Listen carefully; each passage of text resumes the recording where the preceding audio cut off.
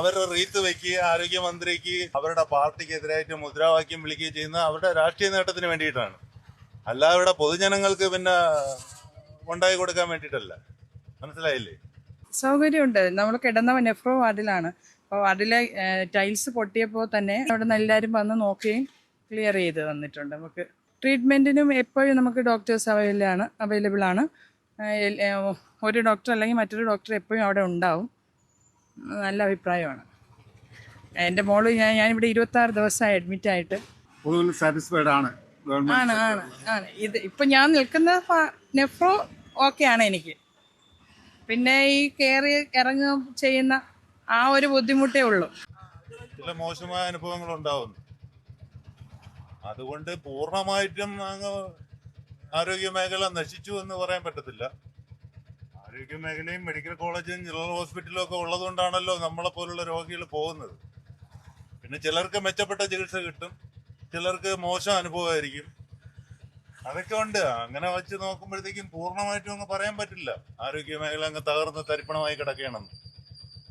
നമ്മളെ പോലുള്ള ചെറുപ്പക്കാർക്കോ അല്ലെങ്കിൽ സാധാരണക്കാർക്കോ ഒരു അസുഖം വരണമെങ്കിൽ നമുക്ക് മെഡിക്കൽ കോളേജിലോ ജനറൽ ഹോസ്പിറ്റലിലോ മാത്രമേ പോകാൻ കഴിയൂ. അതുകൊണ്ട് ആരോഗ്യ മേഖല പൂർണ്ണമായിട്ടും അങ്ങ് തകർന്നു എന്ന് പറയാൻ പറ്റില്ല. കാരണം ഞാനും എൻ്റെ വൈഫും എൻ്റെ കുട്ടികളും എല്ലാം മരുന്നൊക്കെ കഴിക്കുന്ന ആൾക്കാരാണ്. ഇടയ്ക്കിടയ്ക്ക് ഡോക്ടർമാരെ സമീപിക്കുന്ന ആൾക്കാരാണ്, ആശുപത്രികളിൽ വരുന്ന ആൾക്കാരാണ്. അതുകൊണ്ട് ആരോഗ്യ മേഖല അങ്ങ് തകർന്നു എന്ന് പൂർണ്ണമായിട്ടും എനിക്ക് അഭിപ്രായം. ആരോഗ്യമന്ത്രിയുടെ വീട്ടിലേക്ക് റീത്ത് വയ്ക്കുന്ന ഒരു സംഭവം രാവിലെ ഉണ്ടായി. അതൊക്കെ രാഷ്ട്രീയപരമായിട്ടുള്ള നീക്കങ്ങളല്ലേ. അവരുടെ റീത്ത് വയ്ക്കുകയും ആരോഗ്യമന്ത്രിക്ക് അവരുടെ പാർട്ടിക്ക് എതിരായിട്ട് മുദ്രാവാക്യം വിളിക്കുകയും ചെയ്യുന്ന അവരുടെ രാഷ്ട്രീയ നേട്ടത്തിന് വേണ്ടിയിട്ടാണ്. അല്ലാതെ ഇവിടെ പൊതുജനങ്ങൾക്ക് പിന്നെ ഉണ്ടായി കൊടുക്കാൻ വേണ്ടിയിട്ടല്ല. മനസ്സിലായില്ലേ? ഡോക്ടർമാരുണ്ടോ, സേവനങ്ങളുണ്ടോ? നല്ലതുപോലെ നോക്കി അവര് പറയേണ്ട കാര്യമെല്ലാം പറഞ്ഞു തന്ന് അതുപോലെ നമ്മൾ ചെയ്താൽ മതി, വേറെ ഒരു പ്രശ്നവും ഇല്ല എന്ന് പറഞ്ഞു വെച്ചു. 2 വർഷമായി ട്രീറ്റ്മെന്റ് എടുത്തിട്ട് 2 വർഷമായി ട്രീറ്റ്മെന്റ് എടുത്തിട്ട് ஹெல்த் செக்டர் மெச்சப்பட்டிருக்கா, அதான் மோசமான அவஸ்தையில் போயிட்டு இருக்கா? இல்ல, ரொம்ப நல்லாவே இருக்கு. ரொம்ப நல்லா இருக்கு. நீட்னஸ் ஜாஸ்தி. நீட்னஸ்ல ரொம்ப நல்லா இருக்கு. நீட்னஸ் கேரிங்லயும் நல்லா இருக்கு. நான் பிரைவேட்ல ரொம்ப காணிச்சு நிறைய காசு தீர்த்துட்டு தான் நான் லாஸ்ட் இங்க வந்தேன். நான் நாகர்கோயில வந்து நிறைய காசு தீர்த்துட்டு தான் இங்க வந்தேன். இங்க வந்தப்பறம் பரவாயில்ல, സാറ്റിസ്ഫൈഡ്. அதனால தான் நான் இங்க വന്നത്. കേരളത്തിലെ പൊതുജനാരോഗ്യ മേഖല എന്ന് പറയുന്നത് ലോക നിലവാരത്തിലുള്ളതാണ്. അതിൻ്റെ അനുഭവം ഓരോ വ്യക്തിക്കും ഉണ്ട്. ഇപ്പോൾ എനിക്ക് തന്നെ അനുഭവമുണ്ട്. കഴിഞ്ഞ മാസം എൻ്റെ മകനെയും കൊണ്ട് ഞാൻ SAT ഹോസ്പിറ്റലിൽ 7 ദിവസമാണ് കിടന്നത്. എനിക്കവിടെ ആകെ ചിലവായത് ഒരു ഓഫീസ് വർക്കിൻ്റെ ഒരു 50 രൂപയാണ് ചിലവായത്. ഏറ്റവും വില കൂടിയ ആൻറ്റിബയോട്ടിക്സ് അടക്കം 3 നേരം ഡോക്ടർമാർ അവൻ്റെ ബെഡിൽ വന്ന് നോക്കി അങ്ങേയറ്റത്തെ ഞാൻ ആഗ്രഹിക്കുന്നതിൻ്റെ അപ്പുറത്തേക്കുള്ള ചികിത്സയാണ് എൻ്റെ മകന് ലഭിച്ചത്. ഏപ്രിൽ 7-ാം തീയതി അവനവിടെ സർജറി പോസ്റ്റ് ചെയ്തിരിക്കുകയാണ്. അപ്പോൾ ചെയ്യേണ്ട കാര്യങ്ങൾ അടക്കം നിർദ്ദേശങ്ങളായി തന്ന് ഫീഡ്ബാക്ക് അടക്കം എടുത്താണ് ആ ഡോക്ടർമാരും അവിടുത്തെ ഹോസ്പിറ്റൽ സ്റ്റാഫും ഞങ്ങളെ അവിടെ നിന്ന് ഡിസ്ചാർജ് ചെയ്യിപ്പിച്ചത്. അപ്പോൾ ഈ റീത്ത് വെച്ച ആളുകൾ ഇവിടെ തൊട്ടടുത്ത് കഴിഞ്ഞ മാസമാണെന്ന് തോന്നുന്നു റിട്ടയർഡ് IAS ഉദ്യോഗസ്ഥൻ നന്ദകുമാർ സാറ് മരിച്ചത്. ഒരു സ്വകാര്യ ആശുപത്രിയുടെ ചികിത്സാ പിഴവ് കൊണ്ടാണ് മരിച്ചത്. ആശുപത്രിയുടെ പേര് വേണമെങ്കിൽ ഞാൻ പറയാം. ആ ആശുപത്രിയുടെ മുമ്പിൽ ഇവർ പോയി മുദ്രാവാക്യം വിളിക്കും. ഏത് പാർട്ടിക്കാരായിക്കൊള്ളട്ടെ. ഈ സ്വകാര്യ ആശുപത്രികളിൽ എന്തെല്ലാം ക്രമക്കേടുകൾ നടക്കുന്നുണ്ട്. മെഡിക്കൽ ഇൻഷുറൻസിൻ്റെ പേരിൽ അനാരോഗ്യകരമായ പ്രവണതകളുണ്ട്, ആവശ്യമില്ലാത്ത ചികിത്സയുണ്ട്. ഒരാൾ മരിച്ചു കഴിഞ്ഞാൽ ആ മരണം പുറത്തു പറയാതെ ദിവസങ്ങളോളം വെന്റിലേറ്ററുകളിൽ സൂക്ഷിക്കുന്ന സാഹചര്യമുണ്ട്. അവരേതെങ്കിലും ഒരു സ്വകാര്യ ആശുപത്രിയിൽ സമരം പോയിട്ട് അതിൻ്റെ മുമ്പ് പോയി 4 പേര് കൂട്ടം കൂടി നിൽക്കില്ല. അത് നിൽക്കാത്തതിൻ്റെ കാരണം അതിൻ്റെ പിറകിൽ വേറെ താല്പര്യങ്ങളും ലക്ഷ്യങ്ങളും ഉണ്ട്. ഇപ്പോൾ നമ്മുടെ തിരുവനന്തപുരത്തെയും കോഴിക്കോടിലെയും പ്രധാനപ്പെട്ട എല്ലാ സ്വകാര്യ ആശുപത്രികളെയും അമേരിക്കൻ കമ്പനികളും ബ്രിട്ടീഷ് കമ്പനികളും അണ്ടർടേക്ക് ചെയ്തിരിക്കുകയാണ് ഓഹരി വിൽപ്പനയിലൂടെ. ഇതൊക്കെ ഇന്നാട്ടിലെ ജനങ്ങൾക്കറിയാം. ആയിരക്കണക്കിന് ലക്ഷക്കണക്കിന് ആളുകളാണ് ഒരു ദിവസം നമ്മുടെ പൊതുജനാരോഗ്യ സേവനത്തിൻ്റെ ഭാഗമായി മെഡിക്കൽ കോളേജുകളിലും മറ്റ് ആശുപത്രികളിലും ചികിത്സയ്ക്കായി പോകുന്നത്. അവിടെ ഉണ്ടാകുന്ന ഇത്തരം സംഭവങ്ങളെല്ലാം ദൗർഭാഗ്യകരമാണ്, അത് ഉണ്ടാകാൻ പാടില്ലാത്തതാണ്. പക്ഷേ അതിൻ്റെ പേരിൽ കേരളത്തിലെ പൊതുജനാരോഗ്യ സംവിധാനം ഒന്നാകെ അപകടത്തിലാണ്, ഇവിടെ വെന്റിലേറ്ററിലാണ്. ചില ആളുകളൊക്കെ അങ്ങനെയൊക്കെയാണ് സംസാരിക്കുന്നത്. അങ്ങനെയൊന്നും അല്ല. ധൈര്യത്തോടുകൂടി സ്വകാര്യ ആശുപത്രികളിൽ നിന്ന് ഡിസ്ചാർജ് ചെയ്ത് പൊക്കോളൂ, ഇനി ഇവിടെ പറ്റില്ല എന്ന് പറയുന്ന രോഗികളെ അടക്കം ചികിത്സിച്ച് ഭേദപ്പെടുത്തി സന്തോഷത്തോടുകൂടി വീടുകളിലേക്ക് അയക്കുന്ന പൊതുജനാരോഗ്യ സംവിധാനവും മെഡിക്കൽ കോളേജുകളുമാണ് നമ്മുടെ കേരളത്തിൽ നിലവിലുള്ളത്. പ്രത്യേകിച്ച് കഴിഞ്ഞ 5 വർഷത്തിൻ്റെ ഇടയിൽ നോക്കൂ, പണ്ട് നമ്മൾ ആളുകളെല്ലാവരും എന്തെങ്കിലും ഒരു അസുഖം വന്നു കഴിഞ്ഞാൽ നേരെ ഓടി മെഡിക്കൽ കോളേജിൽ പോകും, തിരുവനന്തപുരത്തുള്ളവർ ജില്ലാശുപത്രിയിൽ പോകും. ഇന്ന് അങ്ങനെ പോകേണ്ട ആവശ്യമില്ല. താലൂക്ക് ആശുപത്രികൾ, മെഡിക്കൽ കോളേജുകളെ വെല്ലുന്ന താലൂക്ക് ആശുപത്രികളുണ്ട്. അവരുടെ ഭൗതിക സാഹചര്യം മെച്ചപ്പെട്ടിട്ടുണ്ട്. വലിയ കെട്ടിടങ്ങൾ വന്നു. ഇപ്പോൾ പുനലൂർ താലൂക്ക് ആശുപത്രി പെട്ടെന്ന് പറയാൻ പറ്റുന്ന ഒരു ആശുപത്രിയാണ്. അവിടെ കോസ്മെറ്റിക് അടക്കമുള്ള മേഖലകളിൽ, ഡാൻഡ്രഫ് അടക്കമുള്ള കാര്യങ്ങളിൽ, അല്ലെങ്കിൽ പലതരത്തിലുള്ള ആധുനിക ചികിത്സാ സംവിധാനങ്ങൾ, നെടുമങ്ങാട് താലൂക്ക് ആശുപത്രി, ആറ്റിങ്ങലിലെ ആശുപത്രി, അങ്ങനെ താലൂക്ക് ആശുപത്രികൾ കേരളമാകെ തന്നെ ഒരു നല്ല ആരോഗ്യ സംവിധാനം മെച്ചപ്പെടുത്തിയിട്ടുണ്ട്. ഞാൻ ഇന്ത്യയിലെ വിവിധ ഭാഗങ്ങളിൽ സഞ്ചരിക്കുന്ന ആളാണ്. എൻ്റെ അനിയൻ ഇറ്റലിയിൽ ജോലി ചെയ്യുന്ന ആളാണ്. അവൻ അവിടെ ആരോഗ്യ മേഖലയിലാണ് ജോലി ചെയ്യുന്നത്, അവിടെ നഴ്സായിട്ടാണ് ജോലി ചെയ്യുന്നത്. എന്നെ ആഴ്ചയിൽ ഒരിക്കലോ മാസത്തിൽ ഒരിക്കലോ വിളിക്കുമ്പോൾ ഒരു ആശുപത്രിയിൽ ജോലി ചെയ്തിട്ട് പോലും അവൻ എന്തെങ്കിലും ഒരു എമർജൻസി സംവിധാനം വന്നു കഴിഞ്ഞാൽ അവിടെ അങ്ങനെ പോയി ചികിത്സിക്കാൻ പറ്റില്ല. അവിടെ ചികിത്സിക്കണമെങ്കിൽ അതിൻ്റേതായിട്ടുള്ള പ്രൊസീജിയറുണ്ട്. അങ്ങ് ചെന്നാൽ ഉടനെ തന്നെ അവിടെ സ്കാനിങ്ങോ എമർജൻസി മെഡിസിനോ ഒന്നും തരില്ല. അതിനൊരു പ്രൊസീജിയറുണ്ട്. അവരൊരു ഡേറ്റ് ഇടും. ആ ഡേറ്റൊക്കെ കഴിഞ്ഞ് അവിടെ ചെല്ലുമ്പോൾ മിക്കവാറും രോഗി മരിച്ചിട്ടുണ്ടാവും. ഇവിടെ അങ്ങനെയല്ല. ഇവിടെ നമുക്ക് ജനറൽ ആശുപത്രി ഉണ്ട്, താലൂക്ക് ആശുപത്രി, ഫോർട്ട് ആശുപത്രി ഉണ്ട്, മെഡിക്കൽ കോളേജ് ഉണ്ട്. ഏത് മേഖലയിൽ വേണമെങ്കിലും നമുക്ക് അവിടെ പോയി ധൈര്യത്തോടു കൂടി ചികിത്സിക്കാം. നമുക്ക് നമ്മുടെ ആരോഗ്യ സംവിധാനത്തിൻ്റെ, മെഡിക്കൽ കോളേജുകളുടെ, ജനറൽ ആശുപത്രികളുടെ ആ ഒരു പൊതുജനാരോഗ്യ സംവിധാനത്തിൻ്റെ നെറ്റ്വർക്കിൻ്റെ മഹത്വത്തിനെ പറ്റി നമുക്ക് അറിഞ്ഞുകൂടാഞ്ഞിട്ടാണ്. മറ്റൊരു പ്രധാനപ്പെട്ട കാര്യം, ഒരു ഉയർന്ന ഇടത്തരക്കാരന് പോലും സ്വകാര്യ ആശുപത്രികളിലെ ചികിത്സ താങ്ങാൻ പറ്റില്ല. അത് നമ്മളിവിടെ കാണണം. ഇപ്പോൾ ഒരു ഉയർന്ന ഇടത്തരക്കാരൻ, ഞാൻ ഇടത്തരക്കാരനെ പറ്റിയല്ല പറയുന്നത്, ഇപ്പോൾ സർക്കാർ ജീവനക്കാരൊക്കെ ബഹുഭൂരിപക്ഷം ഉൾപ്പെടുന്ന ഇടത്തരക്കാരനുമല്ല, ഒരു ഉയർന്ന ഇടത്തരക്കാരൻ്റെ വിഭാഗത്തിൽപ്പെട്ട ഒരാൾ തൊട്ടടുത്തുള്ള ഒരു സ്വകാര്യ ആശുപത്രിയിൽ പോവുകയാണ്. അയാൾക്ക് എത്ര ദിവസം അവിടെ ചികിത്സിക്കാൻ പറ്റും? 2-3 ദിവസത്തെ ചികിത്സ കഴിയുമ്പോൾ തന്നെ അയാളുടെ അക്കൗണ്ടിലേക്ക് വരുന്ന ബില്ല് കാണുമ്പോൾ തന്നെ അയാളുടെ സകല സാമ്പത്തിക സുരക്ഷിതത്വവും ഇല്ലാതാവും. ഏറ്റവും മികച്ച ചികിത്സയാണ് നമ്മുടെ മെഡിക്കൽ കോളേജുകളിൽ ലഭിക്കുന്നത്. ഇങ്ങനെയുള്ള സംഭവങ്ങൾ ദൗർഭാഗ്യകരമാണ്. അത് ഒഴിവാക്കുകയാണ് ചെയ്യേണ്ടത്. ഒരുപാട് ആൾക്കാരെ പുതുതായിട്ട് ഇപ്പം നമ്മുടെ മെഡിക്കൽ കോളേജുകളിലെ എല്ലാ കേഡറുകളിലേക്കും പോസ്റ്റ് ചെയ്തിട്ടുണ്ട്. മെച്ചപ്പെട്ട ചികിത്സയുണ്ട്. ഈ റീത്ത് വെച്ച ആളുകളോടും പൊതുജനാരോഗ്യ സംവിധാനം മോശമാണെന്ന് പറയുന്ന ആളുകളോടും ഒരൊറ്റ കാര്യമേ എനിക്ക് പറയാനുള്ളൂ. തിരുവനന്തപുരം മെഡിക്കൽ കോളേജിൻ്റെ പുതിയ ബ്ലോക്കായ മൾട്ടി സ്പെഷ്യാലിറ്റി ബ്ലോക്കിൽ പോവുക. അവിടെ നടക്കുന്ന ചികിത്സ എന്താണെന്ന് സമാധാനത്തോടുകൂടി ഒരു 10 മിനിറ്റ് കണ്ട് മനസ്സിലാക്കുക. ഓരോ വിഭാഗത്തിൻ്റെയും, മൾട്ടി സ്പെഷ്യാലിറ്റിയുടെ, സൂപ്പർ സ്പെഷ്യാലിറ്റി ബ്ലോക്കിൻ്റെ ഒരു 10 മിനിറ്റ് അവിടെ പോയി നിന്ന് നോക്കിയാൽ മതി. അവരുടെ അഭിപ്രായമൊക്കെ മാറി ഈ കേരളത്തിലെ ആരോഗ്യ സംവിധാനത്തിനെ അവരത് പുകഴ്ത്തുക തന്നെ ചെയ്യും. ആരോഗ്യ മേഖല മുമ്പത്തേക്കാളും ഒക്കെ കുറച്ചുകൂടെയൊക്കെ മെച്ചപ്പെട്ടിട്ടുണ്ട്. കാരണം മുമ്പൊക്കെ ഇതിനേക്കാളും കുറച്ചുകൂടെ ദയനീയാവസ്ഥയായിരുന്നു. ഇപ്പൊ കുഴപ്പമില്ല, വേണ്ട രീതിയിൽ മെച്ചപ്പെട്ട് വരുന്നുണ്ട്. മുൻകാലങ്ങളെ അപേക്ഷിച്ച് മെച്ചപ്പെട്ടിട്ടുണ്ടെന്നാണ് എൻ്റെ അഭിപ്രായം. നല്ല രീതിക്ക് തന്നെ ഇപ്പോൾ പണ്ടത്തേക്കാളും നല്ല നിലവാരത്തിൽ തന്നെയാണ് മുന്നോട്ട് പോകുന്നത്. എന്ത് മാറ്റങ്ങളാണ്? പഴയത് കണക്കുള്ള നമുക്ക് ഒരു ബുദ്ധിമുട്ടും, പണ്ടത്തെ പോലുള്ള ബുദ്ധിമുട്ട് എന്തായിരുന്നാലും ഇപ്പോൾ വരുന്നില്ല.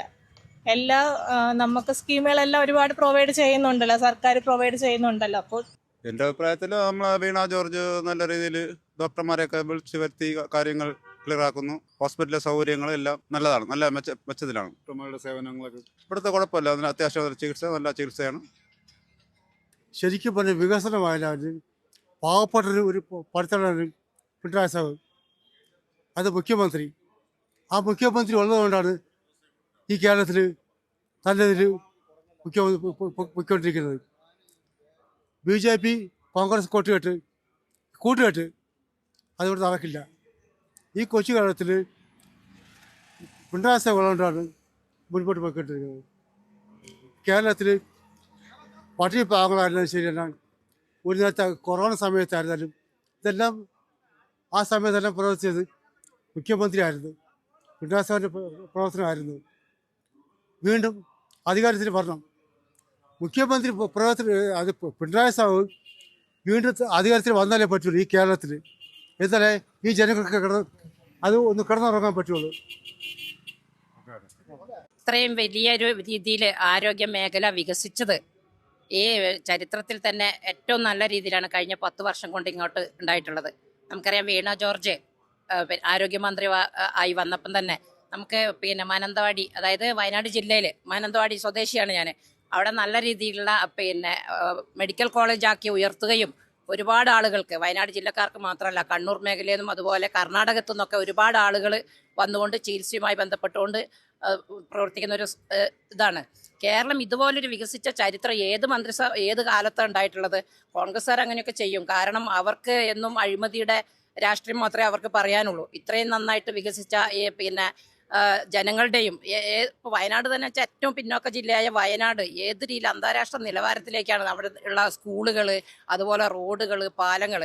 നമ്മുടെ മന്ത്രി ഓവർക്കുകളുമാണ് നേതൃത്വത്തിൽ വലിയ രീതിയിലുള്ള വികസനമാണ് വയനാട്ടിൽ തന്നെ. കാരണം നമുക്കറിയാം മന്ത്രി ജയലക്ഷ്മി എൻ്റെ ഒരു ബന്ധുവാണ്, കഴിഞ്ഞ മന്ത്രിസഭയിലുണ്ടായിരുന്നത്. പക്ഷേ അവർക്കൊന്നും ചെയ്യാൻ പറ്റാത്ത അത്രയും നല്ല വികസനമാണ് MLA ആയി മാറി വന്ന കേളോട്ടൻ കഴിഞ്ഞ കാലത്ത് നിന്ന് മന്ത്രിയിലേക്ക് ഉയർന്ന് വലിയ രീതിയിലുള്ള വികസന മുന്നേറ്റമാണ് അവിടെ തന്നെ കാഴ്ചവെക്കാൻ കഴിയുന്നത്. നമ്മുടെ ആരോഗ്യ മേഖല അത്രയും ശോചനീയമാണ്. കേരളത്തിൻ്റെ ആരോഗ്യ മേഖല ലോകത്തെമ്പാടുമുള്ള സംവിധാനങ്ങളോട് കിടപിടിക്കുന്ന ആരോഗ്യ മേഖലയാണ് കേരളത്തിൻ്റെ ആരോഗ്യ മേഖല എന്ന് നമുക്ക് പറയാനായിട്ട് സാധിക്കും. ഇവിടുത്തെ പ്രാഥമിക ആരോഗ്യ കേന്ദ്രങ്ങൾ മുതൽ കുടുംബാരോഗ്യ കേന്ദ്രങ്ങൾ, അത്തരത്തിൽ ഏറ്റവും താഴെത്തട്ട് മുതൽ മുകൾ തട്ട് വരെയുള്ള ആരോഗ്യ കേന്ദ്രങ്ങൾ മികവിൻ്റെ കേന്ദ്രങ്ങളായി മാറിയിരിക്കുകയാണ്, പ്രത്യേകിച്ചും കഴിഞ്ഞ 10 വർഷക്കാലം കൊണ്ട്. ഇപ്പോൾ കോൺഗ്രസിൻ്റെ നേതൃത്വത്തിൽ അത്തരത്തിലുള്ള സമരങ്ങൾ നടക്കുന്നതൊക്കെ തികച്ചും രാഷ്ട്രീയ പ്രേരിതമായിട്ടുള്ള, വരാൻ പോകുന്ന തെരഞ്ഞെടുപ്പിനെയൊക്കെ മുന്നിൽ കണ്ടുകൊണ്ട് നടക്കുന്ന തികച്ചും രാഷ്ട്രീയ പ്രേരിതമായിട്ടുള്ള സമരങ്ങളാണ്. അത് കഴിഞ്ഞ 10 വർഷക്കാലത്ത് എടുത്ത് പരിശോധിച്ച് നോക്കിയാൽ ശൈലജ ടീച്ചർ ആരോഗ്യവകുപ്പ് മന്ത്രിയായിരുന്ന സമയത്തും, പ്രത്യേകിച്ച് അത് കോവിഡിൻ്റെയൊക്കെ നാളുകളിൽ ഈ നാട്ടിലെ സാധാരണക്കാരായിട്ടുള്ള ആളുകൾക്ക് ബോധ്യപ്പെട്ടതാണ്. ലോകത്തെമ്പാടും കോവിഡ് പോലെയുള്ള ഒരു മഹാമാരി പടർന്നു പിടിച്ച കാലത്ത് അവിടെയുള്ള മനുഷ്യരെ, അത് പ്രായം നോക്കി ആളുകളെ മാറ്റി നിർത്തുന്ന ഒരു സാഹചര്യം ഉണ്ടായിരുന്നു. എന്നാൽ കേരളത്തിൽ എല്ലാ മനുഷ്യരെയും ചേർത്ത് പിടിച്ചുകൊണ്ട് ഏറ്റവും ആദ്യം വാക്സിൻ എത്തിക്കുന്ന കാര്യത്തിൽ അവർക്ക് ആവശ്യമായിട്ടുള്ള ഭക്ഷണ സാധനങ്ങൾ, മരുന്ന്, ക്വാറന്റൈൻ സംവിധാനം ഉൾപ്പെടെയുള്ള കാര്യങ്ങൾ ഏർപ്പെടുത്തിക്കൊണ്ട് കേരളത്തിൽ, അത് കോവിഡിൻ്റെ സമയത്ത്, പിന്നീട് നിപ്പ പോലെയുള്ള ദുരന്തങ്ങൾ ഉണ്ടായിരിക്കുന്ന സമയത്ത് എത്ര മാതൃകാപരമായാണ് ആരോഗ്യവകുപ്പ് പ്രവർത്തിച്ചത്. അത് തന്നെയാണ് തുടർന്ന് ഇങ്ങോട്ട് എല്ലാ മേഖലയിലും, ആരോഗ്യ മേഖല പ്രത്യേകിച്ചും എടുത്തു പറയാൻ കഴിയുന്ന നിലയിൽ വളരെ മെച്ചപ്പെട്ട ഒരു സംവിധാനമാണ് ഇന്ന് കേരളത്തിലുള്ളത്. മറ്റ് സമരങ്ങളൊക്കെ നടത്തുന്നത് തെരഞ്ഞെടുപ്പ് വരുന്നത് കൊണ്ടുള്ള രാഷ്ട്രീയ പ്രേരിതമായിട്ടുള്ള സമരങ്ങളെന്നാണ് എനിക്ക് തോന്നുന്നത്. കേരളത്തിൻ്റെ ആരോഗ്യ മേഖല ഒരുപക്ഷെ ലോകത്തിന് തന്നെ മാതൃകയാവുന്ന ഒരു കാലഘട്ടത്തിലൂടെയാണ് നമ്മൾ കടന്നു പോകുന്നത്. ആ സമയത്ത് എവിടെയെങ്കിലും ഒരു ചെറിയ പ്രശ്നമുണ്ടാകുമ്പോൾ അത് ആരോഗ്യമന്ത്രിയുടെ അവരുടെ പിന്നാലെ പോയി അവിടെ പ്രശ്നമുണ്ടാക്കുന്ന രീതിയിലേക്ക് മാറ്റുന്നതിന് ഒറ്റ രാഷ്ട്രീയമേ ഉള്ളൂ. കേരളത്തിൻ്റെ വികസന ബദലുകളെ അംഗീകരിക്കാനുള്ള പ്രതിപക്ഷങ്ങളുടെ വല്ലാത്ത ഒരു വേദനയാണ് കാണുന്നത്. അവരുടെ ഈ നമ്മുടെ വീണ ജോർജുമായി ബന്ധപ്പെട്ട് ഇപ്പോൾ ഉണ്ടായ ഒരു വിവാദം സൃഷ്ടിക്കാൻ വേണ്ടി അവരുടെ വീട്ടിൽ പോയി ഒരു ആശുപത്രിയിൽ ഉണ്ടായിരുന്ന ആ സംഭവത്തെ നമുക്ക് ഉണ്ടാവാൻ പാടില്ലാത്തതാണ്. പക്ഷേ കേരളത്തിൽ കണ്ണഞ്ചിപ്പിക്കുന്ന രീതിയിൽ ഏറ്റവും അശരണരായ, ഏറ്റവും പാവപ്പെട്ടവരായ ആളുകളിലേക്ക് കേരളത്തിൻ്റെ ആരോഗ്യ സംവിധാനം തികച്ചും സൗജന്യമായി എത്തിക്കുന്നത് ഈ ലോകത്തിൽ മറ്റെവിടെയെങ്കിലും കാണാൻ പറ്റുമോ? അത് കാണാതെ നമ്മുടെ ഈ ആരോഗ്യ സംവിധാനത്തിലേക്ക് എങ്ങനെയെങ്കിലും പ്രശ്നമുണ്ടാക്കാൻ പോകുന്ന പ്രതിപക്ഷത്തിൻ്റെ ഈ രീതിയെ ഒരു സാധാരണ ജനമെന്ന രീതിയിൽ തീർച്ചയായും അതുണ്ടാവാൻ പാടില്ലാത്തതാണ്, ഉണ്ടാവരുത് എന്നാണ് അഭിപ്രായം. ഇന്ത്യയുടെ ആരോഗ്യ സംവിധാനങ്ങൾ വെച്ച് നോക്കുന്ന സമയത്ത് കേരളത്തിൻ്റെ ആരോഗ്യ സംവിധാനങ്ങൾ വളരെയധികം മെച്ചപ്പെട്ട രീതിയിലാണ് മുന്നോട്ട് പോകുന്നത്. അതിപ്പം കുറേ വർഷങ്ങളായിട്ട്, അതിപ്പോൾ എനിക്കിപ്പം 26-27 വയസ്സാണ്. ഞാൻ ജനിച്ച സമയം തൊട്ട് നമ്മൾ സർക്കാർ ആശുപത്രികളിൽ പോകുന്ന സമയത്ത് നമ്മൾ കാണുന്ന കാഴ്ചകളിൽ നിന്നുള്ള ഒരുപാട് മാറ്റങ്ങൾ ഓരോ വർഷവും കേരളത്തിൽ ആരോഗ്യരംഗത്ത് വരുന്നുണ്ട്. അത് പേഴ്സണലിയും ബോധ്യമായിട്ടുണ്ട്, നമ്മൾ ചെയ്യുന്ന ജോലിയുടെ ഭാഗമായിട്ടും നമുക്ക് പലതരത്തിൽ ബോധ്യമായതാണ്. അപ്പോൾ അത്തരം നല്ലതായ മാറ്റങ്ങൾ കേരളത്തിൽ ഉണ്ടാവുന്ന സമയത്ത് ആരോഗ്യമന്ത്രിയുടെ വീട്ടിലേക്ക് മാർച്ച് നടത്തി റീത്ത് വെക്കുക എന്നൊക്കെ പറയുന്ന തരംതാണ പ്രവൃത്തികൾ സത്യം പറഞ്ഞാൽ ഒരു പൊതുജനം എന്നുള്ള രീതിയിൽ ഭയങ്കര മോശമായിട്ടുള്ള, എന്താ ഇങ്ങനെയാണോ രാഷ്ട്രീയത്തെ നിങ്ങൾ കാണേണ്ടത്? ഇപ്പം നമ്മുടെ തലമുറ രാഷ്ട്രീയത്തെ കാണുന്നത് ഇങ്ങനെയല്ല. ആ രീതിയിൽ വെച്ച് നോക്കുന്ന സമയത്ത് ഭയങ്കര മോശമായിട്ടുള്ളൊരു പ്രവർത്തനമാണ് കോൺഗ്രസ്സുകാർ, UDFകാർ കാണിച്ചു കൂട്ടുന്നത്.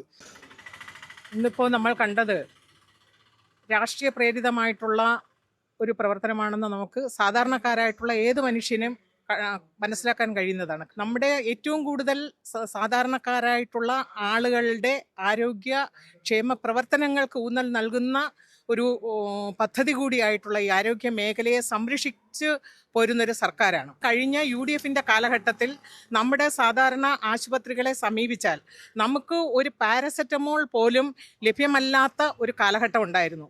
ഇന്ന് സാധാരണക്കാരായിട്ടുള്ള ആളുകൾക്ക് അത് എല്ലാവിധ ചികിത്സയും നമുക്കറിയാമല്ലോ, മറ്റ് ലോക രാജ്യങ്ങൾക്ക് തന്നെ മാതൃകയായിട്ട് ഹൃദയം മാറ്റിവെക്കൽ ശസ്ത്രക്രിയ പോലും കേരളത്തിൽ മാതൃകാപരമായിട്ട് നടപ്പിലാക്കുന്ന, അത് ലോക രാജ്യങ്ങൾ തന്നെ അംഗീകരിക്കുന്ന ഒരു സംഗതിയാണ്. ഞങ്ങളെല്ലാം വികസനം ആര് ചെയ്യുന്നോ ആ വികസന നേട്ടങ്ങളെ നന്നായിട്ട് കാണുന്ന ആളുകളാണ്.